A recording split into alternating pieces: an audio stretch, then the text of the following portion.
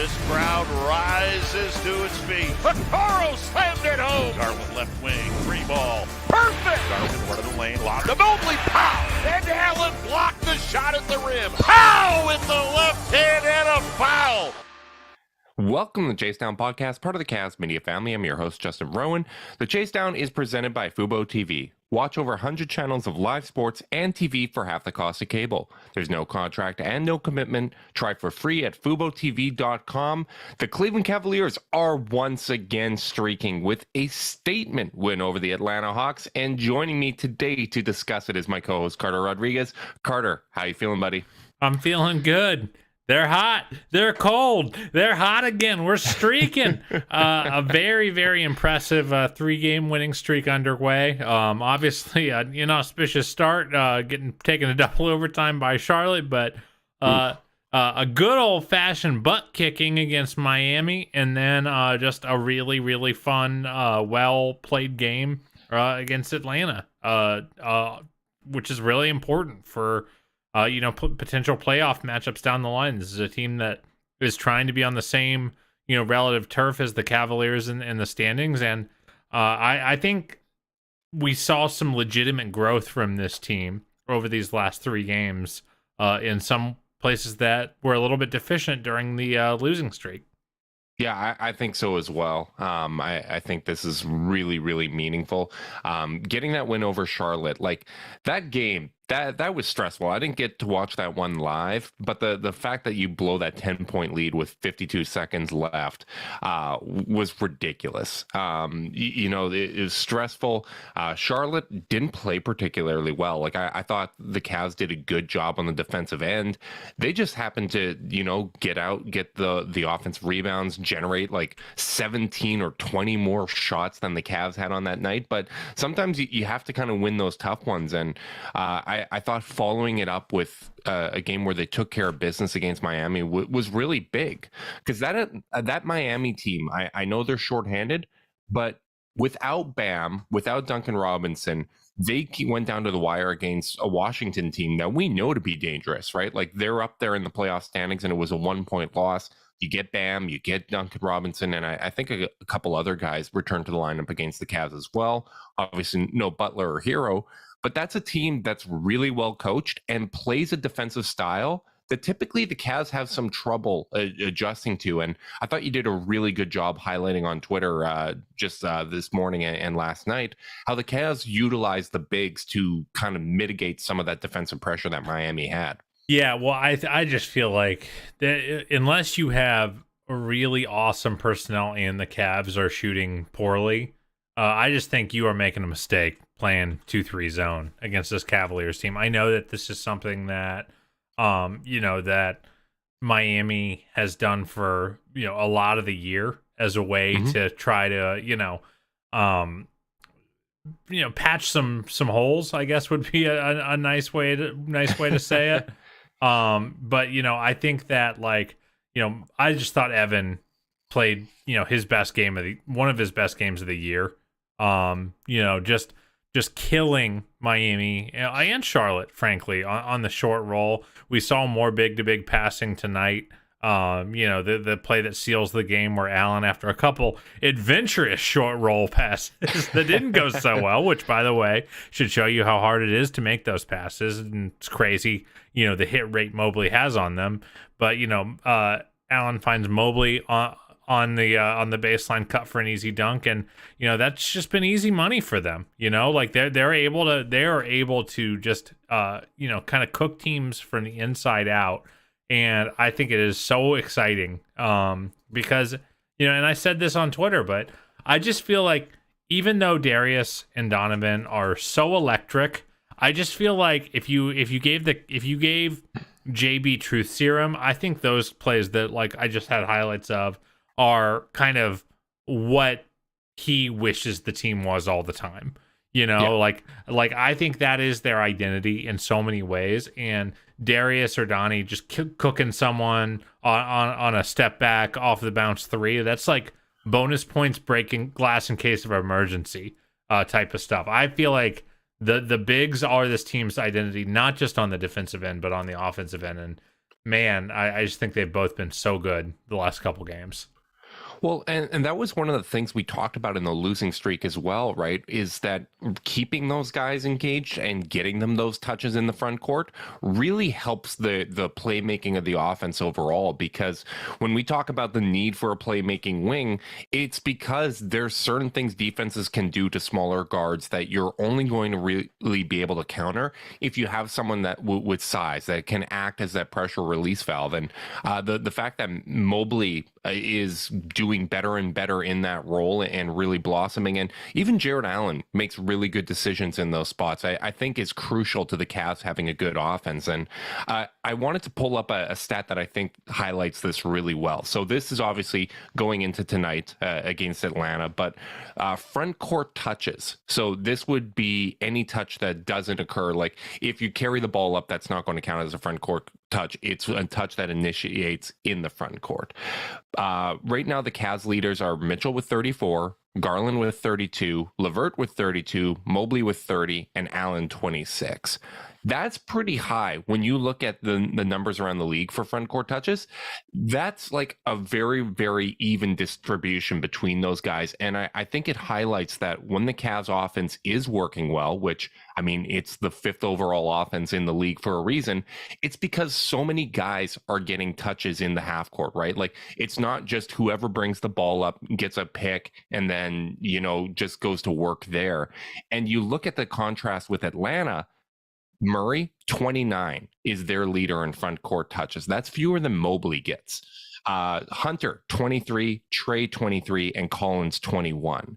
That's a team that once they bring the ball up, you might pass it once, but you're not getting the ball back. If Trae Young gives the ball up to DeJounte Murray, he's usually not getting the ball back on that possession. And I think what you see with the Cavs front court distribution is a team that when it's clicking and when the offense is actually going out and performing at a high level, there's a lot of movement. Guys are giving up the ball with the expectation that they're going to get the ball back or that it's going to generate movement for other guys. And I think that's so crucial to the JB Bickerstaff offense. Well, I also think when you look at those numbers, you talk about the volume of touches. That's cool. I also think you look at the average second per touch. And I think, obviously you see Mobley and Allen very, very low in comparison to Mitchell and Garland. Mitchell and Garland are both at 5.5 to 6 seconds per average seconds per touch in the front court.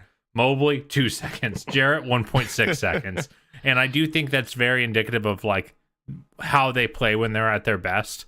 I think early in the season we saw a lot of plays where Mobley was trying to 3 to 5 bumps on a back down to generate a good look. And I feel like it's no accident that his play has taken a leap so far in this young season when he started operating out of the short roll again, making very, very quick decisions. When I was pulling film for that, for the clips I posted this morning, there was a play where he caught it and just immediately sprayed to the corner for a Lamar 3. Like his decisiveness and ability to read the floor quickly is one of his innate strengths that many of his peers at his size don't have. And I feel like we're really starting to see him figure out that me being impactful offensively isn't me cooking someone with 5 bumps and then a turnaround into a step through no, it's just like I'm just gonna catch it with 2 to 3 feet of space in front of me, 12 feet from the basket, and I can put up a floater right away that looks great, especially when I have a switch. He got one. I think DeJounte was on his hip when he just rose straight up for an easy floater tonight. He can find cutters when guys come up on him and get up and try to crowd his airspace. He can spray out to corner threes when the help collapses through, and he can just be such a hub offensively, and it just makes everyone's life easier. Yeah, it really does. I think the play of Mobley has been one of the major keys to this Cavs winning streak. And even tonight, I didn't think it was a particularly great game for Mobley. No. In fact, I would call it a quiet game for him offensively. Few too many turnovers. And one of the things that stuck out to me was that John Collins was really like, as Mobley was trying to establish position, Collins was always kind of pushing him further and further out, right? Like a lot of the offense was developing outside of the 3-point arc or just inside of it rather than, right at the free throw line where he was getting a lot of those touches against the Miami zone. And I don't know if fatigue's a factor. I would assume fatigue's a factor when you're playing your third game in 4 nights. But those are situations where if teams are kind of pushing you out and trying to prevent your ability to establish good position, you got to kind of slip some screens. You got to counter that. You got to be active and move around. But I thought overall, like, even though it wasn't as dominant of an offensive night as he's had some of these recent games, I thought he still made a lot of really good plays, and the playmaking and the reads that he makes, that processing speed, like the time of possession, that to me is just so indicative of how intelligent he is as a player and what a difference he makes for the offense. And I think that's the fact that this is a quiet night for him. Like, I thought his defense was very good tonight, but the fact that this is a quiet night for him, like, it's encouraging. Like, I feel like we're seeing steady progression from him throughout the season. Here's the thing. I mean, like, ultimately, it's the thing that really differentiates him. A lot of guys have, okay touch. A lot of guys, even at his size, there are guys who have functional handles. But it's I think his processor is what makes him, a prospect that we've been so, bullish on. And I feel like he's really started to assert himself physically again after some quiet games, especially on the boards early in the season. Yeah. I think through 8 to 10 games, he was averaging like 6 to 7 boards, somewhere in that range, which is just like isn't good enough for his size and how much time he spends around the hoop. And he's been averaging, I think, 11 or 12 boards a game. His Tonight 12, he almost had a double-double until Donnie stole it from him. Which speaking is what of, I'm Marissa McNeese just tweeted this out that he's on the air with Tim Alcorn, a radio play-by-play guy for the Cavs. He's awesome, by the way, and just still saying sorry for stealing Evans' double-double. Quote, "You got to be unselfish in those moments." He signs off the interview with, quote, "Man, I feel terrible right now." Donnie, it's okay. It's okay, Donnie. To Garland's credit, he said even when they lost 5 games, the vibes were still immaculate. And, the proof is in the pudding. Like, I think the fact that they've managed to do so well on this homestand so far is a real big statement. Obviously, young teams are going to play better at home. I think you see the role guys play a lot better on the home court versus on the road in some of these hostile environments. But looking at that schedule, like when the losing streak was at its worst, the rest of November is very, very difficult. They needed to do well on this homestand because next weekend is going to suck. You're coming off Thanksgiving. You're playing 3 games in 4 days in 3 different cities while Toronto's well rested at home for that 4th game on Monday. I would love, you know what? I actually considered, Carter, I was going to advocate for, that's just a schedule loss. Let's rest everybody. Let's, take it easy. Toronto's going to be throwing elbows and all that. But after the Grey Cup loss, buddy, I just want to give it to Toronto. I want them to feel a little bit of pain. So I've already pivoted off that. I wanted to actually congratulate you on, a rare display of, emotional balance. And not bringing up the Grey Cup defeat up to this point. I'm actually really proud of you because I know that one hurt. I know that didn't feel good for you, bud.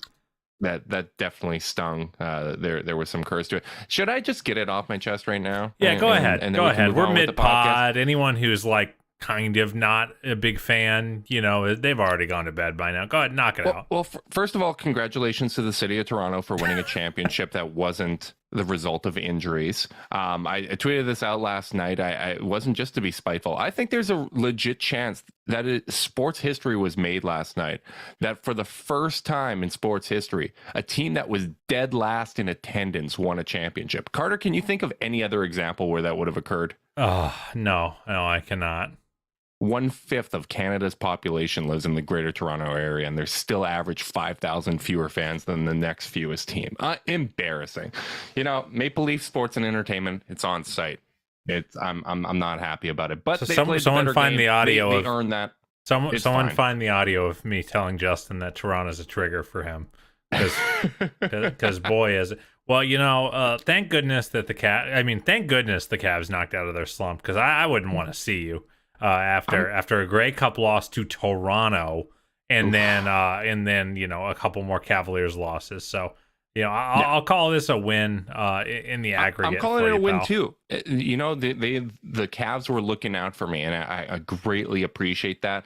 And you know what? I think it's time. I think I'm ready to say, and I know the Cavs have had a lot of talented teams in the past, but this really might be the best Cavs backcourt in history.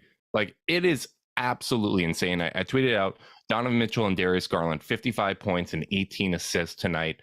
And it felt routine. Like, this didn't feel like an outlier performance. And Carter, your boy pulled the stats. Since Darius Garland returned for his eye injury, he's averaging 26 points per game, 8.3 assists, 1.5 steals on a almost 61% true shooting percentage, which is about 4% over league average, 46% from the floor, 44% from three.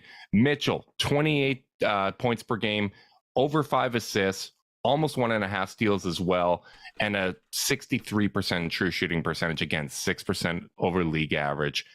They have been absolutely ridiculous. And I completely agree. I think keeping the bigs involved is what makes the Cavs the Cavs. Like, I think that their performance helps make life easier for Garland and Mitchell. But how dynamic those two are, it's a cyclical thing, right? Like, the presence of the guards makes the bigs better, and the bigs make the guards better. And when they're all getting touches and they're all involved, that is a special group of players. Obviously, what a luxury for me to say that Donovan and Darius, that I don't feel like they are the identity of the team, because they're so freaking good. I mean, I thought, I don't know. I would have to actually look at the box scores to really lean in on this take. And I know Darius had a bunch of turnovers in this game and had some, some careless moments. I thought this was one of their best, like, offensive engine games as a pairing so far this season. And, they had combined for 18 assists. I just felt like both of them generated a clean look for the Cavs pretty much whenever they wanted to against a team that was not playing bad defense. I felt like all the wounds for Darius were self-inflicted. I don't feel big time. I don't think Atlanta was really doing anything to him to mess him up.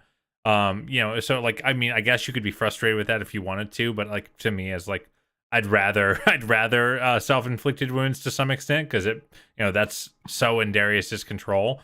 They were really, really awesome. And I've noticed that Donovan's playmaking numbers have dipped a bit since Garland's come back. Like, the assist totals are down to the more reasonable 5 or 6, but like, I thought tonight he really did a great job as a playmaker. I just, if you're watching on YouTube, that beautiful Euro step into the feed to Robin Lopez.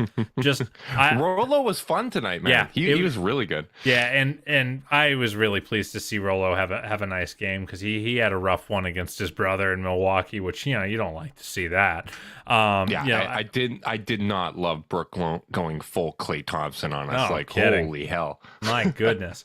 So I was ultimately very, very pleased with how this backcourt played. And here's the thing, like, who's even in competition for the greatest backcourt in Cavaliers history? Kyrie and JR? That's got to be it. Oh, no. It'd be Price and Elo, right? Elo was not in the same ballpark as these dudes. Yeah. Respectfully to Craig Elo, a great Cavalier, but like, Donovan Mitchell's an all-NBA caliber player, and Darius is well on his way there as well. So like, I don't think it's disrespectful. Like, this is a real special pairing. I think even without the receipts, so to speak, without the track record, it's already the best backcourt in Cavaliers history. Like, sure, there's more credentialed ones, but man, is there a better backcourt in the league right now? It's like Devin Booker and Chris Paul is probably Like, because Clay's slumping and Jordan Poole's not necessarily playing great. I'd have to think about it. Like, Atlanta has a fantastic backcourt, but I think we got the better of them tonight. Like, right now, I don't think anyone is playing. There's any backcourt playing at a higher level. I think that's probably the fair kind of way to couch it. Is right now no one's playing better than those two since Garland's come back from his eye injury, and it's impressive that Garland's stats are that good when he had those two rough games where he was feeling under the weather on that West Coast trip, right? Yeah, and I'll tell you what, I feel pretty. I was actually DMing with Jamal Richardson, our guy, friend of the pod, because I was starting to get a little worried about Darius's finishing inside the arc. The 3-pointer has really never been in question for me, but early on in his career and even up to his second year, obviously he was electric in every way last year. The finishing around the rim was always pretty pedestrian, and it felt like there was a little regression there. I mean, he was as I mentioned, even in the Minnesota game, he was like 6 for 16 from 2.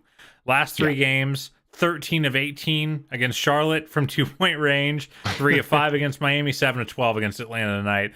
Our boy just needed to get to his spots a little bit better and stop trying so many hard layups, like clearly, because he has been cooking from all 3 levels as a scorer since he's been back, and a little self dunk for any angst I might have had.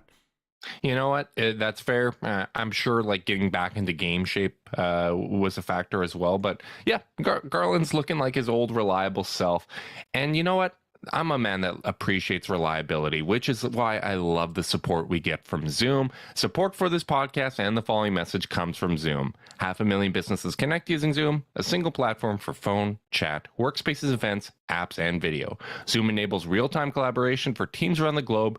Zoom, how the world connects. Carter, I am proud of you for owning up to that, to owning up to your private concerns. We don't often do that. And I'll do the same. I picked the Hawks. I messaged you before tonight saying I'd be really impressed with the Cavs win tonight. Gun to my head, I'd pick the Hawks. And you know what? I am even more impressed by how this game was won, because Atlanta kept making runs. They kept pushing the Cavs, and we had talked about late game execution being so important for the Cavs and not getting into prevent offense. And that was what cost them the play-in game, in my opinion, against Atlanta. That and the play of Okongwu, who was great against the Cavs again tonight. I think Atlanta's a much tougher team to defend when Okongwu's out there in comparison to Capella. But like what I really enjoyed, I think it was with 5 minutes left, where they rolled the ball out and Garland picks it up, because we value time on the shot clock and being able to run our offense. And to me, that kind of shows like a level of confidence that this team is starting to have in what they're running. We don't need to play prevent offense. We can run our offense. And honestly, when the Cavs are actually doing what they normally do, the stuff that gets them the 5th ranked offense in the league this year, it uses up a lot of the clock, because there's a lot of guys that get touches, there's a lot of movement, and you're going to generate a better look than standing around getting one screen and then asking Garland or Mitchell to execute in a really, really tough spot. Yeah, I mean, just another clip that Steve Jones tweeted out, if you're watching on YouTube. I mean, they are running full speed, which was another critique I had. Running full speed in a set by the 16-second mark. Like that's what I want. I'm not asking you to be, 7 seconds or less Suns and, be getting a shot up in 3 seconds, but you got to get into your actions. And I think they did a really good job. It's funny that both of us noted them walking the dog up the court there and starting the possession at half court with 23 seconds on the shot clock. It's little things, but like, and obviously we're not in the huddle. We're not, in their heads. I don't know if that was a point of emphasis for the coaching staff and players, but you got to suspect confirmation bias is kicking in, man. If it's something that I've talked about and it looks like, hey, they may have felt the same way in the huddle, I feel great about that, because it shows that, hey, maybe we're like kind of on the right track. I mean, we're obviously going to have fun when we're wrong, but I do think it makes them a more dynamic team when they are playing like that. And you saw him in the highlight if you're watching on YouTube, but Jetty Osman is a big part of making the Cavs more dynamic. And brother, it's nice to see him playing this way, especially, Karis LeVert out with an ankle injury. We probably should have mentioned that on the top. Kevin Love gave it a shot out there. I don't believe he actually gave it a shot because I don't think he attempted one. But like the bench is getting a little thin right now. Howell Neto still seems to be outside of the rotation. So getting good Jetty and getting him playing, controlled basketball and really contributing, I think it's monumental, because when the Cavs are at their best, Jetty Osman's usually playing well and a big part of that equation. Yeah, it's we've talked about it. He is so often the impetus for these Cavalanches, and was against Miami as well. I think that he really he was he rebounding against Miami, and he's kind of that chaos engine for this team. He is the high variance bench player, and I think that you kind of see him spark them in the end, and he is chaotic. When it's bad, it's bad. No one likes to see that. But I don't know if it's I've seen some folks talk about how they just need to give him more run. They can't pull the cord too fast. I don't know if that's necessarily the case, because sometimes he just doesn't have it. I even felt like in that Miami game, it took him a while to he didn't really want to shoot a ton early in the game because his jumper had abandoned him, and he was kind of dry. He was passing up some open looks, and then things started feeling good for him again, and he was a flamethrower. So you got to appreciate him. I think ultimately it's hard to count on him every night because of how low the lows can be, but man, the highs are higher than any role player not named Kevin Love on this team. Yeah, I completely agree. He is someone that can provide playmaking. He can provide volume shooting. And, I thought he competed well on the defensive end as well, right? He is going to have some lapses, but when you're talking about playing solid team defense, you just need to, be in position, be active, shuffle your feet, and not make mistakes. And the presence of Mobley and Allen are going to clean up a lot of the rest there, right? And Donovan Mitchell and Garland, like I said before, they're basically averaging 3 steals a game combined between the two of them since Garland has come back. This is a team that's, they got active hands. They can be disruptive, and I think Jetty is capable of being disruptive. He had that big block at the end of the half as well. I'm really encouraged, and I think what we were hoping for was that in having Garland and Mitchell, it was going to give him a certain more reliability that he'd be playing with a playmaker at all times, right? We talked about the numbers last season prior to the Rubio injury and after the Rubio injury, and it was night and day for him. And it seems like he's finding more and more of his groove. And every time the Cavs go on one of these winning streaks, forget just the Cavaliers, every time they're on a winning streak, Jetty is usually a pretty significant part of that equation. So I'm encouraged to see that. And, especially with Dean Wade being out, I don't think it's overstating it to say it's really, really impressive that he's stepping up at this time, because without Dean Wade, that wing rotation is very, very thin. Especially given how big, Isaac is still only he's 6'5", and I think some extra size on the wing really goes a long way. And Jetty is a true 3-sized player out there, and also his quick trigger. He's one of the fastest jump shot releases in the team, and he can destabilize in a way that I don't even think Dean can. When Dean is shooting really well, because of how quick Jetty gets the shot off, and the kind of when it starts to heat up, I think it starts to kind of induce that panic. Jetty also has been really, really good in transition, just running so hard. I remember the first time I watched him, in person, I was like, damn, Jetty is really, really fast, and that has not changed. He's not a vertical athlete, he's not a great leaper. But man, he can really move, straight line up and down the court in transition.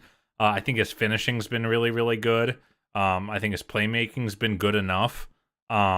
And yeah, I was just really, really impressed by him these last couple games. And you're right, like you can't count on it, but like when it's there, like the Cavs kind of feel that much harder to beat. Yeah, no, I completely agree. And I'm eagerly waiting for Dean Wade to return to the rotation. We got some clarity on what he's dealing with. Apparently, he's got an infection in his knee and waiting on antibiotics to bring that down. So wishing him all the best. Just had a birthday boy Dean Wade the other day. So hopefully he comes back to the rotation. But there was one interesting move since we last podcasted, which was the changing of the starting lineup to move Karis LeVert to that 6-man role and start Lamar Stevens in. Well, I still don't think that lineup has been particularly good. I thought tonight was the first time that that starting five really got off to a great start and set the tone. I do think that it has helped balance the rotation, and Lamar, honestly, I thought tonight was his best game of the season against the Hawks. I thought he played fantastic defense on DeJounte Murray. Typically, he doesn't do as well defensively against guards, so I think that was really encouraging to see. And I thought he really has competed and given the Cavs really good energy since being inserted in the starting lineup. Yeah, I mean, I think Lamar definitely deserves some flowers here. I think that he did a really as good of a job as you can do on Giannis. Played active hands, bodied him, fouled him a lot, but it's what you got to do when you guard Giannis. Yeah. It's like guarding Shaq. You don't like there's no road to guarding Giannis that doesn't involve fouling him a lot, whether you get called or not. But I thought his hands were really active, and he forced a lot of misses by being so active in that game. Mm-hmm. And then, I think this is where we have to own up to kind of a take we just kind of often throw out there as immutable fact, which we say, Lamar's good against bigger wings, but when you put him on a guard, it doesn't go so well. And man, was he good against DeJounte Murray. Yes, Murray's and DeJounte's got wiggle. Like that. Yes. That's usually what I say is that anytime he goes against someone with wiggle, you're kind of running the risk of foul trouble. And I thought he did a very good job playing disciplined defense, of really making DeJounte work. And I thought it was, honestly, it's one of the best defensive performances I've seen him have against a guard. And he absolutely deserved the junkyard dog chain tonight. Yeah, I mean, DeJounte was in prison all night. I mean, 11 points. 4 of 17 from the field, only earned 2 free throws, had 4 turnovers to his 6 assists. Never was able to impact the game off the bounce, really. And obviously, some of that is just like bad, good luck if you're a Cavaliers fan. DeJounte's jumper was just really, really off. His touch was not there tonight. But I thought Lamar completely stonewalled him for many easy ones anytime he was the primary. And he deserves a lot of credit for that, because that's one of the things we've said that's just not something he's good at. So I don't know if that was one good night. I don't know if that's something he's been working on, but he deserves a lot of flowers. Can I say something way off topic? Because I freaking loved it. I loved that Darius Garland took the Trae Young assignment tonight. Oh, yeah. Trae had a good game. Not an amazing game, but he had a good one. There were a couple times where he cooked Darius, but I felt like in the play-in game, the Cavs worked so hard to hide Darius from that matchup that I feel like they kind of broke some of their fundamentals. And, it was a junky defense that worked in the first half, and then by the time they figured it out, it just was over. The Cavs could not generate a stop to save their lives. And even if Trae is gonna, make Darius look bad a couple times, I think the Cavs coaching staff is really, really smart to say, hey, if we're gonna be like a title team in the next couple years, you're gonna have to guard someone who's really good, Darius. Yep. And to try to stash you on a non-threat, like we might get away with that every now and again, but like it's not a path to sustained success. Especially when the strength of the Cavs defense, in my opinion, really lies in how strong that shell they can make is. It's like, hey, if I do get beat, I got a guy who can protect me. And I think that I think it bared itself out. The Hawks had 104 offensive rating tonight, perfectly acceptable against that kind of offensive talent. And I thought Darius did a nice job. Like, you just have to compete and then and play within your scheme against the Hawks. And I think you're in a much better shape than trying to throw like a lockdown defender on Trae Young, who is, relatively unguardable, especially when he's able to draw fouls. So I just love that. Poor Isaac. Poor man. Isaac. poor Isaac on Trae, because I thought a lot of times he wasn't even reaching in there. I think it was the fourth one. Trae literally grabbed his arm. Yeah, like the fourth one. Okay, fine, whatever. He was reaching in, but the third, especially when he was shuffling his feet on the screen, like that was driving me absolutely nuts. I don't think anyone gets a worse whistle than him. But right like now, no. But to that point, like, I just love that the coaching staff said, Darius, we want you to take on this challenge, and I hope they keep doing that because if you have to kind of like throw all this stuff into flux every time an elite guard comes to town, I think you're really going to be breaking your own back, cutting off your nose to spite your face here, and really undercutting what makes this defense so special. So I loved it. I thought Darius played really good defense on Trae. I thought Donovan had one of his best defensive games a couple plays late, where he just stonewalled a couple actions by just going chest to chest with his man, and not, and playing super physical. I was really pleased. I was really pleased with the defense from pretty much the whole starting five in this game.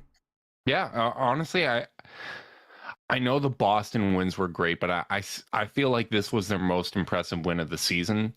Just considering how shorthanded they are, considering you're down your best kind of defensive forward, like true forward in Dean Wade. Like, Dean has been so important, like when you're defending Tatum and those kinds of guys. And LeVert has given them juice in playmaking, even when the shot isn't falling. Being down both of those guys, second night of a back-to-back, Atlanta's got the rest advantage. You're playing a very dynamic backcourt, and historically, like, these elite guards do put up big numbers on the Cavs. And you're right, Darius stepping up, Donovan stepping up, and the whole team stepping up has been big. Cavs, I was just looking this up, Carter. Over this winning streak, they have a 100 defensive rating, which would obviously be best in the league. Just 100.6. This is surprising, though, and I've been trying to like quantify the new starting lineup and figure out what's going on defensively. What would you guess Lamar, Mobley, and Allen's defensive rating is over this 3-game winning streak? I'd say, like, I don't know. I'm gonna say 104. It's 119, which would be the worst in the league, and that's. I don't know what's going on there. Like, you look at the on-off splits, and right now I think it's like Lamar and Mobley that have the worst defensive on-off splits, which I guess on the one hand, especially with Mobley, you're due for some positive regression there. I think definitely some of that time that he was playing without Allen hurt, especially when they were in that slump. The Minnesota game being a big one where, you gave up a lot of points in those spots. But I'm curious to see. I think there's going to be more tinkering with that starting lineup. I wouldn't be surprised if Dean gets that nod once he comes back. But I do think that the effort that Lamar has played with has been really big for them. And I'm happy to see, once again, when you're in a situation where you're down guys and you need someone to step up, that you have this guy that always stays ready, that's going to play very hard. And despite his limitations, makes an impact out there. And I really do think it's helped kind of stabilize the rotation, and it was a smart adjustment to make. Yeah, I think so too. Obviously, we haven't really gotten to see it all bear out because Karras got hurt right away, but I thought Karras was doing a really nice job playmaking against Charlotte, and I'm hoping he'll be back soon. JB said he's not in a boot or anything, so I'm hoping that we'll get to see him. I think I saw there was a tweet that said that there wasn't swelling after the game, which is really encouraging. And I mean, it makes sense. Like, I think the Cavs have been pretty smart, actually, just resting guys one or two games, let them get right. Did that with Mitchell against Minnesota, which, it's painful that you lose a close game, but Donovan's looked great. Allen, you managed to give him a week off, and he only misses 2 games, and he looks great since he's come back. So I think that they've done a really good job kind of managing those situations. And now you play a Portland team without Damian Lillard. Like if you can go 4-0 in this homestand, and the Blazers still aren't a pushover. They push. They pushed the Bucks tonight with Drew Holiday back. Even without Dame, and Simons is going to be a handful defensively. So I'm curious to see how that game goes, and if you can finish off that homestand, I think that's meaningful. But we do need to talk about one of my favorite parts of the last few games, which is Isaac Okoro getting out of his slump. Like, I know that this wasn't a big offensive game for him, but he's been playing better. I thought he was very good against Miami, probably his best game of the year.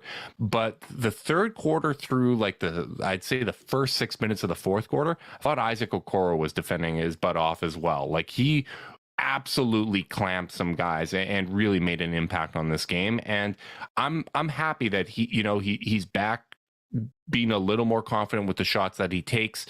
Since his 0 for start from three, he's now 4 of 10 from three, so 40%.